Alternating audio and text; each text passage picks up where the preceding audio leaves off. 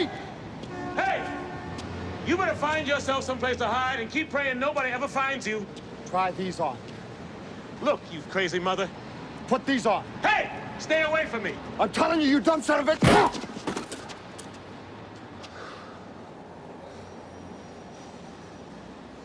I'm trying to save you and your family's life. Put on the glasses.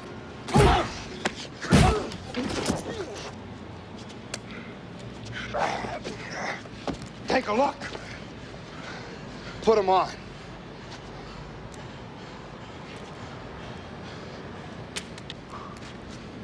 No! The glasses! Oh! Put them on!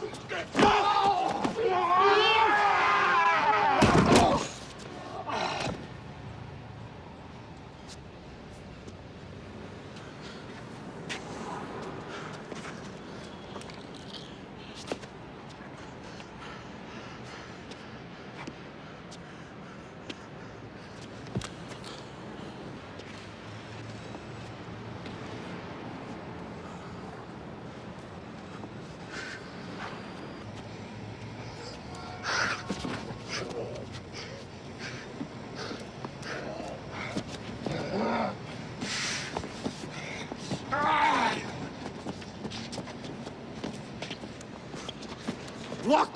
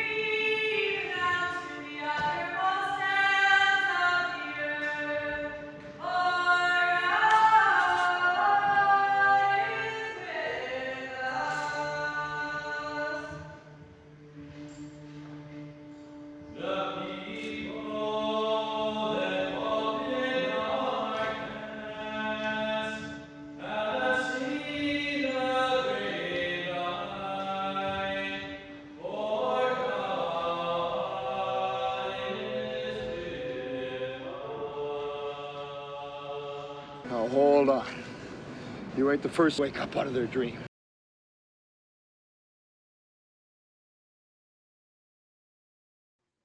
Of course we are.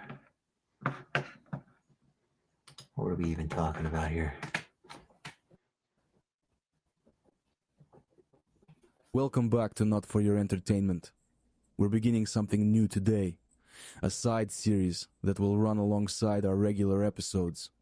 In this series, we'll be reading and discussing The Soul After Death by Father Seraphim Rose. Rather than trying to cover the book all at once, we'll be going chapter by chapter, starting with the preface. Our goal is not only to walk through the text itself, but also to reflect on the spiritual questions it raises and what they mean for us as Orthodox Christians living in the modern world.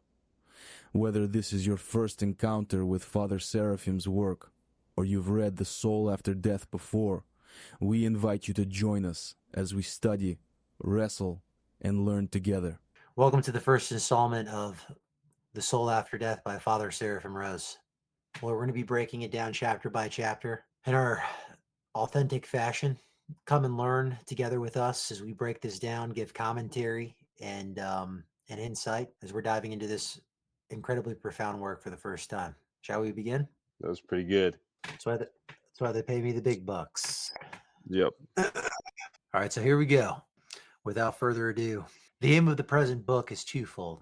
First, to give an explanation in terms of the Orthodox Christian doctrine of life after death, of the present day after death experiences that have caused such interest in some religious and scientific circles. And second, to present the basic sources and texts which contain the Orthodox teaching on life after death. If the Orthodox teaching is so little understood today, it is largely because these texts have so neglected and have become so unfashionable in our enlightened times. And our attempt has been to make these texts more understandable and accessible to present day readers. Needless to say, they constitute a reading material infinitely more profound and more profitable than the popular after death books of our day, which even when they are not merely sensational, simply cannot go much below the spectacular surface of today's experiences of what a coherent and true teaching on the whole subject of life after death. The Orthodox teaching presented in this book will doubtless be considered by some to be too simple or even naive for 20th century man to believe. It should therefore be emphasized that this teaching is not that of a few isolated or untypical teachers in the Orthodox Church, but it is the teaching which the Orthodox Church of Christ has handed down from her very beginning, which is expressed in countless patristic writings and lives of saints and the divine services of Orthodox Church, and which have been taught uninterruptedly in the Church even down to our own day. The simplicity of this teaching is the simplicity of the truth itself, which, whether it is expressed in this or in other teachings of the Church, comes as a refreshing fountain of clarity in the midst of the dark confusion caused by modern minds by the various errors and empty speculations of recent centuries. Each chapter of this book attempts to point to the patristic and hagiographical sources which contain this teaching. The chief inspiration for writing this book has been a 19th century Russian Orthodox father, Bishop Ignatius Brenichonov, who is perhaps the great Orthodox theologian to face squarely the very problem which has become so acute in our days: how to preserve the authentic Christian tradition and teaching in the world that has become entirely foreign to the Orthodox and strives either to overthrow and dismiss it or else reinterpret it so that it can be made compatible with the worldly way of life and thinking. Acutely aware of the Roman Catholic and other Western influences which are striving to modernize the orthodoxy in his days, Bishop Ignatius prepared for the defense of orthodoxy, both by delving deeply into the authentic Orthodox sources whose teachings he absorbed in some of the best Orthodox monastic centers of his time, and by familiarizing himself also with the scientific and literal culture of his century. He attended an engineering school, not a theological seminary. Armed thus with the knowledge of both Orthodox theology and of secular knowledge, he devoted his life to the defense of authentic Orthodoxy and to exposure of the modern deviation from it. It is no exaggeration to say that no other Orthodox country in the 19th century posed such a defender of orthodoxy against the temptations and errors of the modern times. His only rival, perhaps, was his fellow countryman, Bishop Theophan the Recluse, who did much the same thing on a less sophisticated level. You want me One to take volume. next? You want me to take a few paragraphs? Get it. Okay. One volume of Bishop Ignatius' collected works, Volume 3, was devoted specifically to the question of the Church's teaching on life after death, which he defended against the Roman Catholic and other modern distortions of it. It is chiefly from this volume that we have borrowed our own discussion in the present book on subjects like toll houses and the apparitions of spirits, teachings which, for some reason, the modern mind finds impossible to accept in a simple way, but insists on reinterpreting them or rejecting them altogether. Bishop Theophan also, of course, taught the same teaching, and we have also made use of his words. In our own century, another great Russian Orthodox theologian, Archbishop John Maximovich of blessed memory repeated this teaching so clearly and simple that we used his words to form most of the conclusion of the present book. That the Orthodox doctrine on life after death has been taught so explicitly and clearly by great Orthodox teachers in modern times, right down to our day, is an immense help to us who are striving today to preserve the true orthodoxy of the past, not merely in its correctly transmitted words, but even more in the authentically orthodox interpretation of these words. In this book, in addition to the orthodox sources and interpretations mentioned above, we have made considerable use of today's non-orthodox after-death literature, as well as some occult text on the subject. In this, we have followed Bishop Ignatius' example in presenting a false teaching as fully and fairly as needed to expose its falsity so that Orthodox Christians will not be tempted by it. And we have also found, like him, that non-Orthodox text, when it is a matter of actual experiences that are being described and not mere opinions and interpretations, often provide striking confirmations of Orthodox truths. Our chief aim in this book has been to present as detailed a contrast as necessary to point out the full difference that exists between the Orthodox teaching and the experience of Orthodox saints, on the other hand, and the occult teaching and modern experience on the other. If we had merely presented the Orthodox teaching without this contrast, it would have been convincing to a few save the already convinced. But now, perhaps, some even of those who have been involved in the modern experiences will be awakened to the vast difference between their experience and genuine spiritual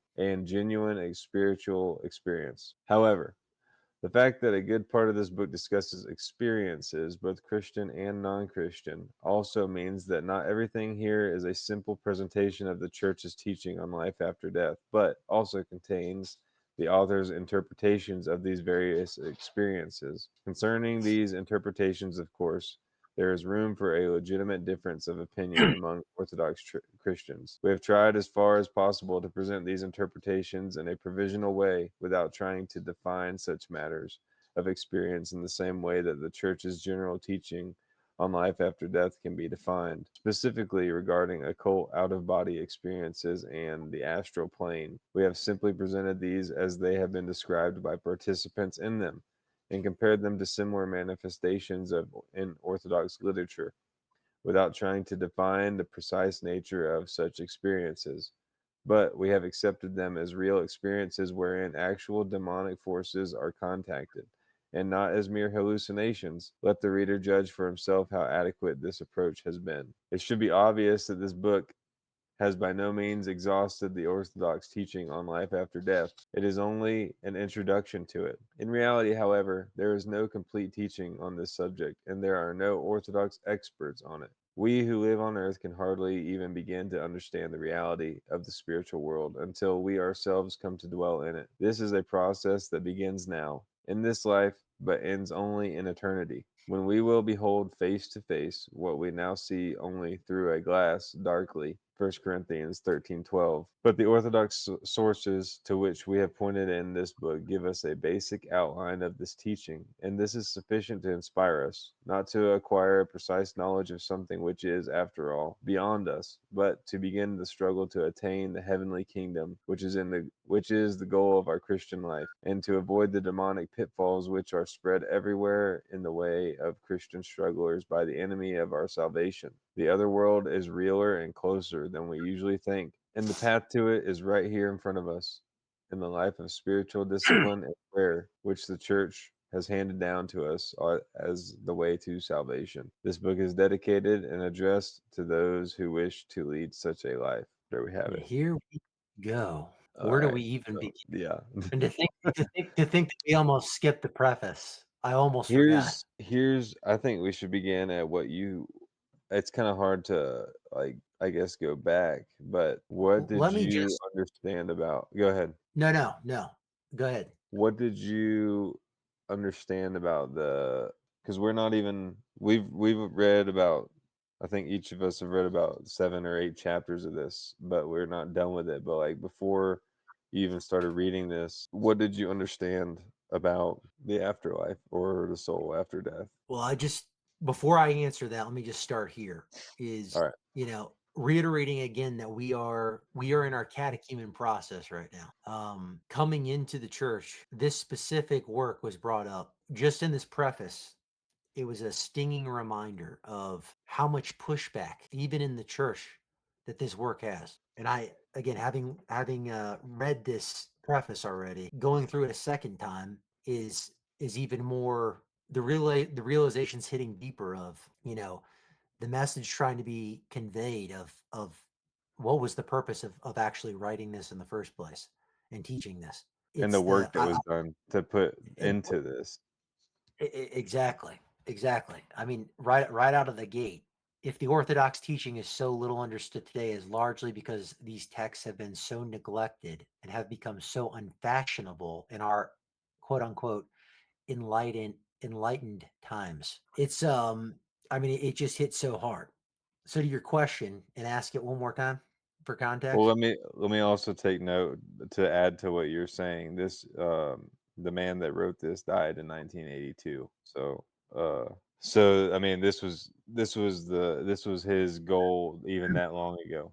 But yeah, no, I was asking what your understanding of the soul after death was, or your idea of it, if you even had one before you prior started reading this. prior to my the only point of reference I had on that was the judgment and going before the throne, whatever that may look like or entail. I had a abstract concept or image in mind that I knew wasn't even remotely accurate, but some concept of the of the spiritual of the spiritual dimension of what judgment would entail. That was it prior to reading this. And Hmm, as the preface insinuates, it's like the lack of depth and understanding of what happens, what truly does happen to the soul after death, is astounding in this part of the world specifically.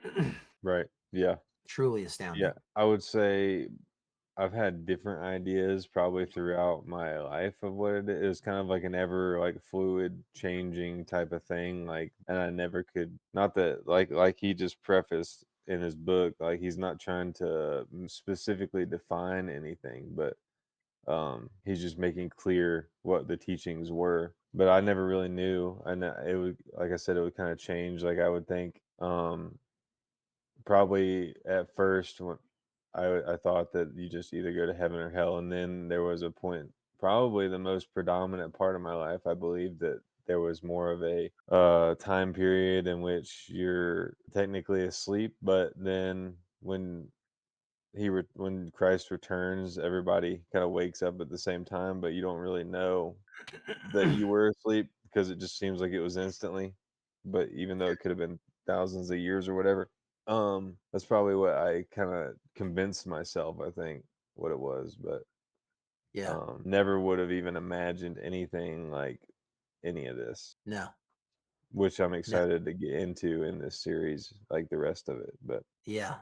But again, just the intro here is, I mean, yeah, talking it's showing about the corruption, is showing the disingenuineness of certain people to keep things away, and the like what we talk about, the economy of trying to make it acceptable to everybody. well, And that's yeah, it's ecumenism. cool.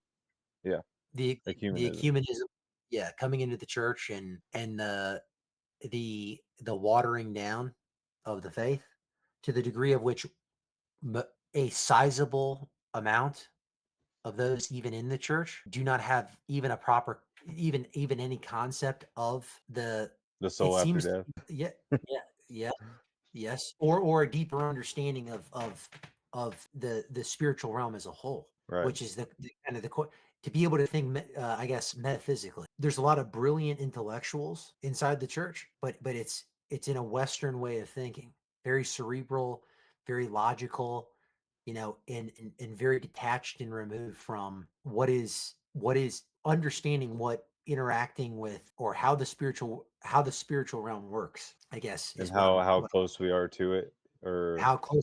Yes, exactly, how close we are to it. You know, and again, just lining up for first chapter here is just, you know, ex, diving into well, specifically what stood out. Orthodoxy strives either to overthrow or dismiss it, or else reinterpret it so that it can be made compatible with a worldly way of life. Yep. The chief inspiration for writing this book has been a 19th century Russian Orthodox father, Bishop Ignatius Branachinov, Branachinova, who was perhaps the first great Orthodox theologian to face squarely the very problem which has become so acute in our modern day: how to preserve the authentic Christian tradition and teaching in a world that has become entirely foreign to orthodoxy and strives either to overthrow or dismiss it, or else reinterpret it so that it can be made compatible with worldly way of life and thinking. That right there. And it's even saying it's not even talking about people outside of it. It's saying the teaching in a world that has become entirely foreign to orthodoxy. So like even that's what you're saying. Like in orthodoxy, it's foreign. In orthodoxy. In Yeah. orthodoxy. Yeah, And it's not again, just a foreign concept in general, but it's just like specifically in the church. That's what this guy's concerned about, to deceive even the elect if possible. Indeed. Yeah. And it's frightening. We talk about the fear of God, because how prophetic, because we've just had our own experience with this very thing that they're talking about. Because again, this book came up in our catechumen class, and how it was dismissed almost immediately was it was telling, because by the time we picked up this book, I had the thought process in my head reading it like, you know, I liked a lot of Father Seraphim Rose's work, but I wasn't too familiar with it. But upon reading, we're roughly in chapter 8 right now, and it's just been one it's hard to put into words. But I'd say it's probably essential for, I mean, maybe not, but I'd say to actually, you really feel the pressure. You feel the heat, you know? yes, yes, and what they're trying Um, to yeah, go yeah, ahead. that's it. That's all I was saying. Yeah, you do. What they're what again, that statement right there that we just read, the goal and objective to bring back to the forefront what was the church and the tradition and the teaching, which is which is which is how we are able to embark on the journey to our salvation in the first place. If that's taken away, or that is diluted or fragmented, or what's the word, if it's mixed up, all of the above, the ability to be able to truly understand the faith at its essence becomes compromised. Yeah. Yeah, And of course, it takes the fear out of it. it does, which is one of the core elements. The Yeah. beginning of wisdom is the fear of Beginning God. of it. So if you don't have, if there is no fear, see, there seems to be this thing that's creeping from early estimation, but from what we've been reading and then being able to kind of even see it, this lack of this almost not being able to tell the difference between the church and the world. During the divine liturgy, there's a moment where it seems to be an individual experience, and there's no questioning that Christ is in the midst.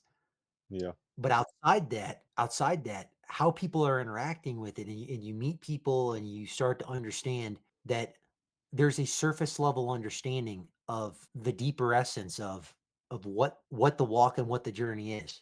And again, it mentions it in here. If I'm not I mistaken, think I've got it highlighted at the end right here, maybe. uh, It's talking yes, about this, yeah. from a spiritual discipline, prayer. Yes, yes. The other world is realer and closer than we usually think, and the path to it is right here in front of us.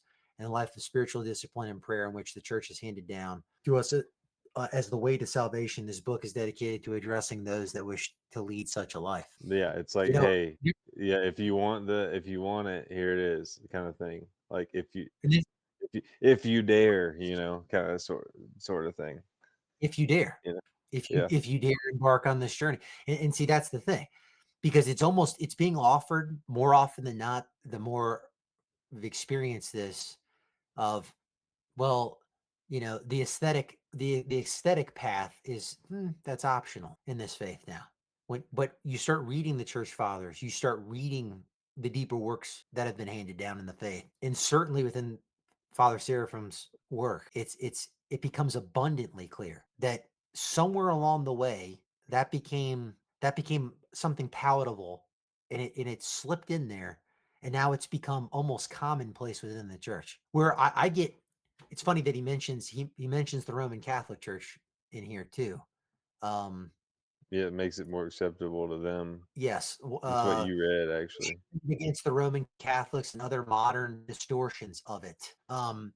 But what it reminds me of, growing up Roman Catholic, it reminds me, and having also experienced the Protestant end of the spectrum before coming into the faith, it reminds me of going through the motions within the Roman Catholic Church, where you're there, but you're not there, and there's a surface level understanding. There's a appreciation for what's going on most of the time, but the deeper understanding, it's still just participating in a group or a club. It's not it's not spiritually coming together with other believers on a deeper level in a way that is not of this world. And understanding that, it's been this long process, and you can kind of tell. But what the Western culture is, specifically in the United States, saying this from personal perspective of understanding, of going from being blind to a lot of this to now being able to see it. It's incredibly humbling. And Yeah, if you take a step back and just like just the way that we accepted orthodoxy, it's like you have to do it. It's like it's almost like you gotta keep doing it. You have to stay in that mindset because there's pitfalls along the whole entire way where you can be like, all right, that's it, that's where I stop. what else do Even we in not know? even in the church, yeah. Yeah. Unless you What else? stay in that willful mindset of being able to look at things as a child coming into the world, then Yes. you'll think that you're wise at some point, Yes. and then What you'll else? be stuck there. Exactly. What else do we not know? Yeah, It's exactly. what else are we, if we didn't know that, what else could we possibly not know? Because, as we'll get into in further chapters, just the setting up to this, and there'll be more context, obviously, as we get into the you know we get into it. But you know it's setting the stage here is just, it's so important, because as we go to break down, it cannot be understated how controversial this work is and how difficult it is. Many, I think, intellectuals find this, but this is not an intellectual work. This whole study is not intellectual. This is spiritual, and you're not going to be able to think in logic your way into this. That's the problem. So Look at what I've got highlighted right there. It is chiefly from this volume that we have borrowed our own discussion in the present book on subjects like toll houses and the apparitions of spirits, teachings which, for some reason, the modern mind finds it impossible to accept in a simple way, but insists on reinterpreting them or rejecting them altogether. that's exactly it. That's You know, exactly it.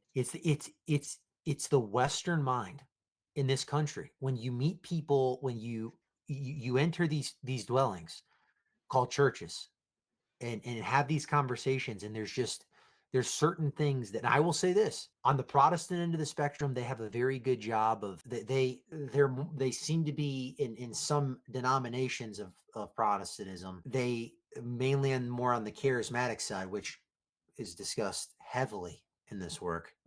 They seem to be a lot more of at least acknowledging, and in somewhat, I use this word very loosely, understanding of the spiritual. And it's, so there are, however, it's interesting to see within the church, which is what Father Seraphim's talking about here. Then this is back in, probably the what this is probably back in the mid the to late book was 70s. published. Uh, The yeah. book was published in '93. He died in 1982. Yes. So he's probably had been working on this in the 70s. Yeah. Um, uh, I mean, it's incredible, as far as the things that were happening then versus now what's happening, and seeing this kind of metastasize to the point where it is today, where it's like you walk in to the true church and you're met with this, what's going on here? Why would something like this be so controversial? Why would something like this be so foreign? And then you start to realize, and this is really a question that I've yet to find an answer to per se. I think probably requires much prayer, because I think it's a deeper truth of trying to understand what is the disconnect of being able to, is it the fear of trying to accept that there is a process after death, and not simply you know an immediate welcome into the kingdom, or a swift judgment, or whatever other, I guess, mainline ideas of what the soul's journey is after death, as opposed to there being something far more in depth and necessarily sophisticated is the right word, but something far more The challenging. first word that comes to my mind is far more fearful. Oh, certainly. I think you But got it. I think you got it. yeah, Wherever I was going, I think you got it. Yeah, that's it. like you look at what everybody has done that's ever in throughout the whole, all the guys that are just with that just take the Bible for what it is, and don't look at anything else. You look at the everybody in the Bible that's been in the presence of that, and they're not in paradise. They die pretty much and fall over as if they were dead in the presence of God, or even of angels, even of his messengers. Yeah, They're not exactly. they're not in some blissful whatever Yes. state, yeah, No, or at no. peace or anything. I remember multiple times, throughout my time, in the Baptist church that I spent in, having conversations with people about how they would talk about Christ. Yeah. And the way they would talk about Christ would be in a manner that was like, I don't know that we're talking about it. It almost sounds like we're not talking about the same individual, because my experience, perhaps a story maybe for another time, uh, was this God is not the one. This God, the one true God, is not someone that you just go, you know, I'm gonna go run up, approach, and give him a big bear hug, or I'm gonna go sit on his lap like he's Santa Claus. And it's Like, also like they speak for him, exactly, like almost defining who he is based off of our own interpretations. your own interpretation and perception, as opposed to there's an objective reality to this. And then even the scriptural, exactly what you just pointed out, because that was the exact thing that I would bring up to try to grapple with that over and over again, because I kept thinking to myself, maybe I'm wrong. Maybe he is this incredibly benevolent, which is certainly an element, but it's not the whole picture. But this incredibly benevolent being that is, but it's he's not a care bear, is what Yeah. I eventually found. And the one thing that I bring up is exactly what you said, was like, how is it that even the angels, every time that there's an appearance, there is the individual who either Christ himself in whatever form, from the burning bush in Genesis to all the way to um, the apostles after he was risen, Or um, the apocalypse, everything in, where or to John in the Apocalypse, St. where he John. fell down as if he were dead. Exactly. But then to your point, the angels, Yeah. even the angels, they can't stand in the presence of. So Yeah. what? And again, don't be afraid. Why would they need to say that? Don't be afraid. If they're these incredibly benevolent beings, oh, we're just here to guide you and love on you, and tell you how great you are. Yeah. Why would they need to tell you, rise, don't be afraid? I mean, Yeah. not something wasn't tracking there. And then the crazy thing is, even within the church, conceptually, there seems to be the same carryover, in that it's that same Protestant mindset of like, well, I say with some within the church, that it's the same thing, or they might be able to understand it intellectually, but there's not a a deep fear there of there's a real possibility. This is how I think about it anyway. This is just me, but there's a real possibility that he could turn to me and say, "Away from me, I never knew you," or he could say, or I, in my mind, it's like you don't know. I don't know what happens, but then Yeah. then you start to read this work, and it's like if it doesn't scare you, because there's one of two things that happens. It's what the quote. It's what we just read earlier about it's totally rejected because the mind the mind just goes We don't want no, it. no, I don't want that, or it's so petrifying that it's I also don't want it, but it's an open acknowledgement that like I am firmly rejecting it because it's too much. Yep. But the full acceptance of it is like almost like the beginning because it's an understanding that this is serious. Yep. This is Yeah, so serious. that's what it did. That's a good way of putting it. Is like it's like now, yeah, now it's like, oh, okay. So this is the battle. This is the like there's scriptures in the Bible that now mean something completely different Yes. according to the fathers. Yeah. And it's not some surface level, well, you just apply this to your life type thing and this is what this scripture means. No, it's like there's something that happens and it's afterwards and it is like you said, it's petrifying. It makes you and it what it's done for me. And again, this is just the preface or preface, so it's like I don't want to get too into it, but it's like it makes you in if not before, want to fight for people to find what is real, find the truth. Like it's like, please, like you don't know what's gonna happen, man. Like this is like you're just frolicking along into complete unpreparedness. This is not a W- game. Yeah, it This is makes not you fun want time. to yeah, it actually makes it because before it's like, yeah, I was sad that I can't talk to that guy about it, but I mean, I tried, you know. And now it's like this guy's actually like just completely just walking off into la land Yep. and being okay with it. And I, you know, I mean, the craziest thing is that yeah, it's not a game. And just in the Holy Scripture, in the New Testament alone, how many warnings? Be prepared, be ready. Of course, repent, for the kingdom of gird heaven up is near. your loins. Prepare, endure, run the marathon, run the race. Um, don't be found lacking. Don't be found sleeping. Keep the oil in your lamp. The warnings over and over and over. I mean, are they just in there for hmm, just, that's just that's the parsley on top. That's the We're just garnish. gonna apply that to our lives in whatever way we see fit, you Uh, know.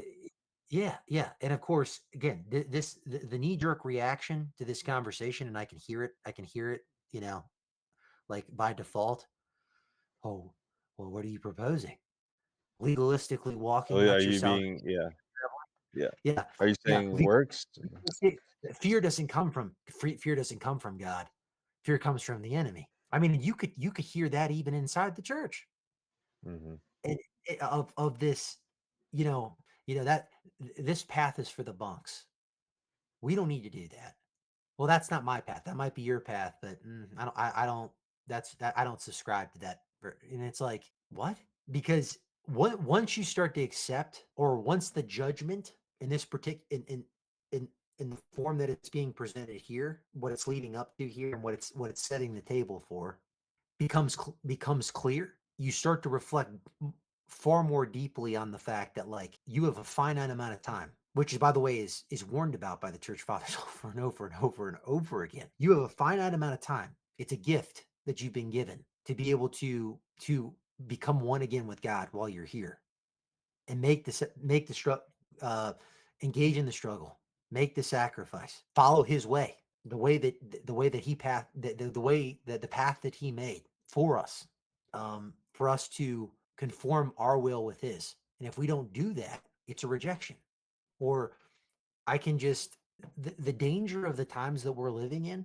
The supreme danger of the times that we're living in is the fact that everything about our culture and our world, I'll speak just for the United States, but one can make a strong argument the Western world in general.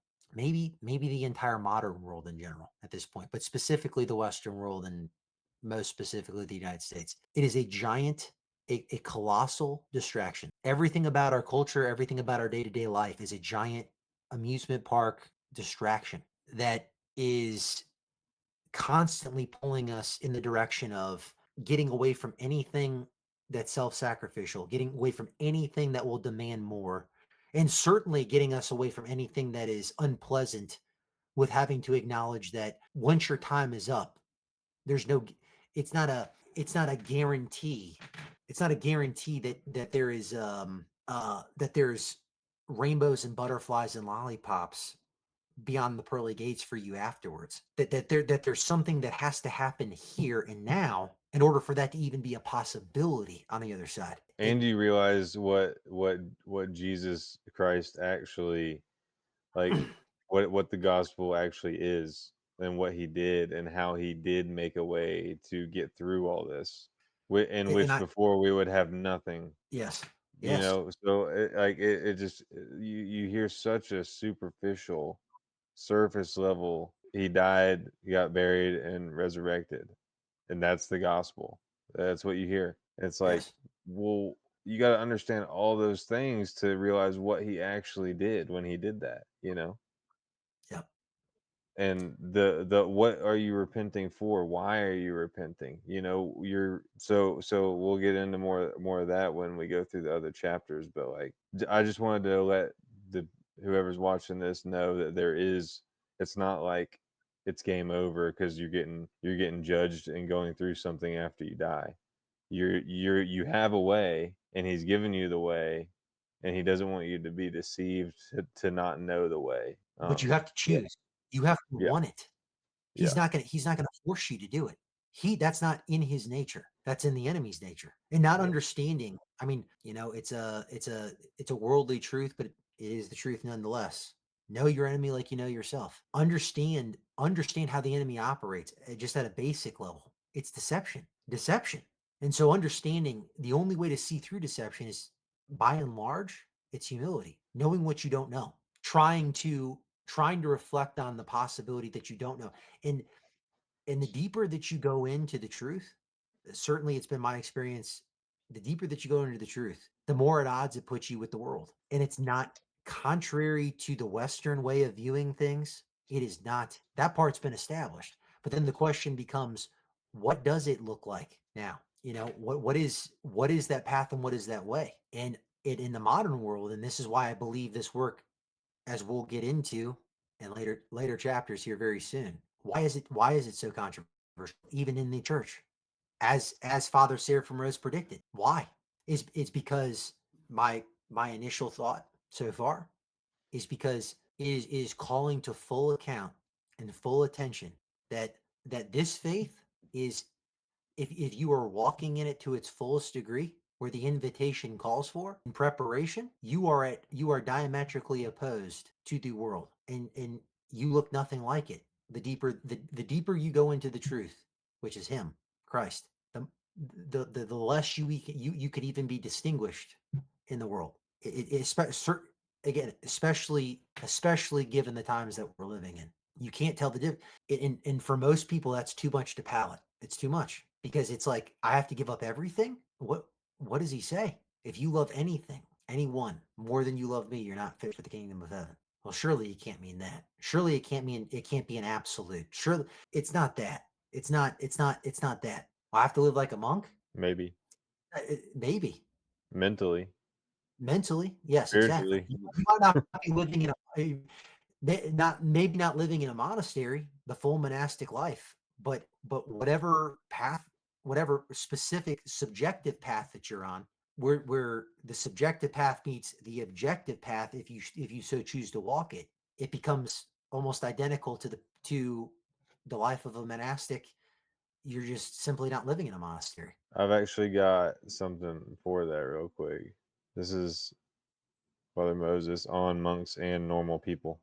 Can you hear this? And you could say, well, Father, This book is written for monastics, which are aspects of the book that are very clearly geared towards monastics. That is true.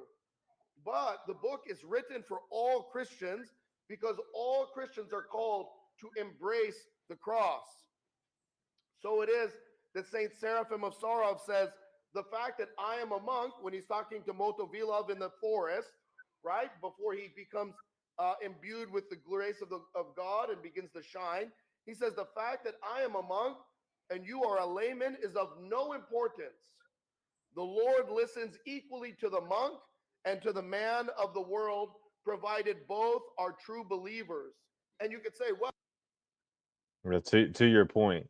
And it's and no wonder, once again, a controversial figure is Father Moses, why he would be causing the waves that he is, speaking the truth that I believe he's speaking. I mean, again, Yep. it's like, what's the point? What's the point of taking the faith if you're just putting the hat on the weekend or during a council meeting or whatever the case may be? But in reality, it's just a social club or a hobby. At that point, you might as well be a Protestant.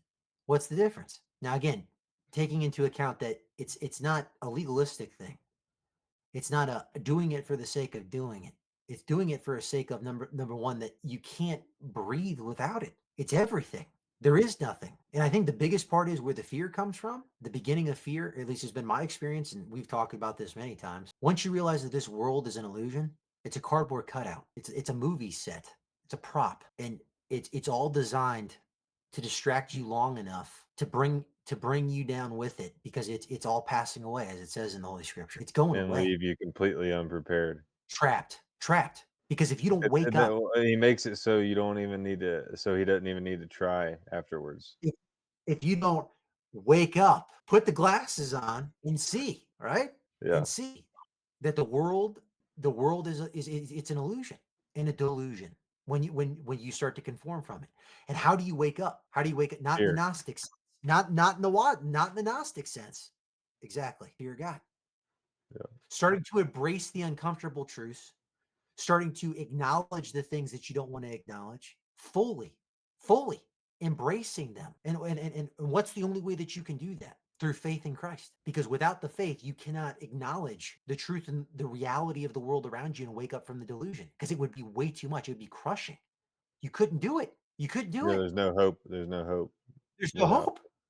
It's Yep. it's pure despair and darkness. But with him, his yoke is easy and his burden is light. What I mean, I truly believe that that's the context. He's not promising you for it to be an easy journey, but he does promise that you can bear what needs to be bared, the weight of the cross that you've been given by having faith. But you're So not in.